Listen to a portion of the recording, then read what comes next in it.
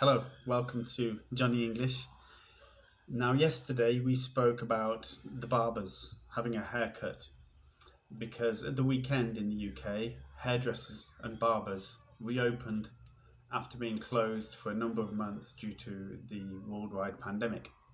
But something else that opened that many people were looking forward to was the pubs. Now, in England, we'd like to go out and have a drink. And so it's not surprising to you, I'm sure, to hear that there are literally thousands of words associated with being drunk and drinking in the English language. Now, clearly, we haven't got time for all of those. So we're going to just talk about a few expressions that you might hear in various places about being drunk, going out for a drink, and maybe the effects the next day of having had too much to drink. Now, please be warned, there may be some bad language that you hear, but that's because in England we use bad language very often to describe the condition of being drunk. Okay, so you can just simply go out for a drink. You might be invited by friends. Do you fancy going out for a pint? Now, pint being the measure in which a drink is served in the UK, a pint of beer. How about going out for a pint? And they just mean going out for a drink. Now, you don't necessarily have to drink beer, but that's what it means to go out. I'm going out for a pint, do you feel like coming? Or I'm going out for a quiet drink. Now, those are normal social activities.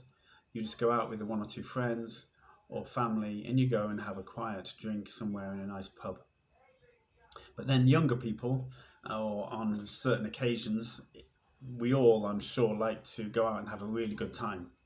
So what words can we use to describe those kind of activities? So we could go out on the town. If we say we're going to go out on the town, we might even say we're going to paint the town red, but that's quite an old-fashioned expression. But we're going to hit the town or go out on the town. The idea then is probably that you're going to go to more than one place and you're going to drink alcohol in each of them. And so the result will probably be that you end up quite drunk. You can also go on a pub crawl, which means you go from one pub to the next, and it's a very popular pastime. We're going on a pub crawl, which means you drink at each pub, and by the end of the evening you literally are crawling probably on all fours because you've drunk too much. Some more colloquial or more informal ways of describing what you're doing when you go out.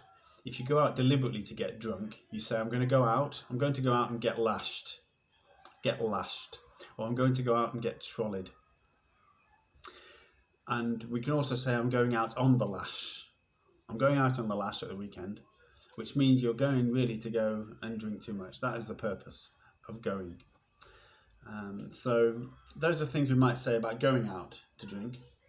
But what about the condition of being drunk? So if you just have one or two drinks, you can be a little bit merry, it's like happy, or you can be a little bit tipsy, which means you've had one or two drinks and you're starting to feel the effects of the alcohol.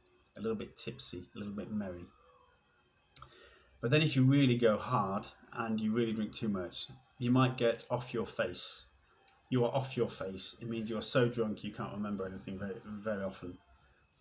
But you can also be completely trolleyed, or languid.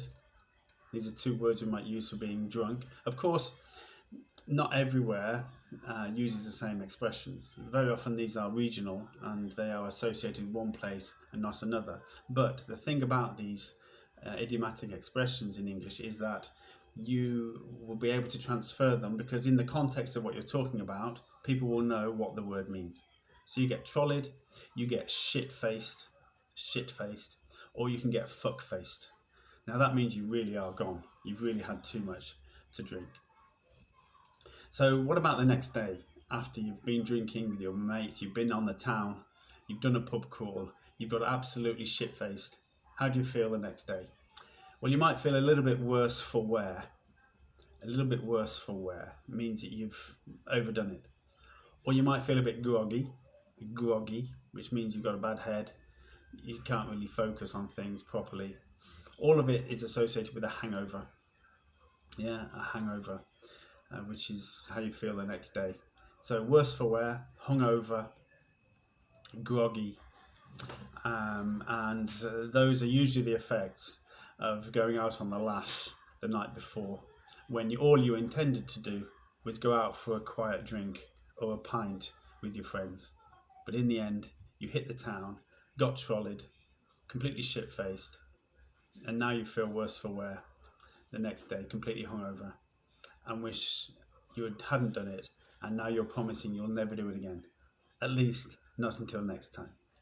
So thanks for listening, thanks for watching, and I look forward to speaking to you next time.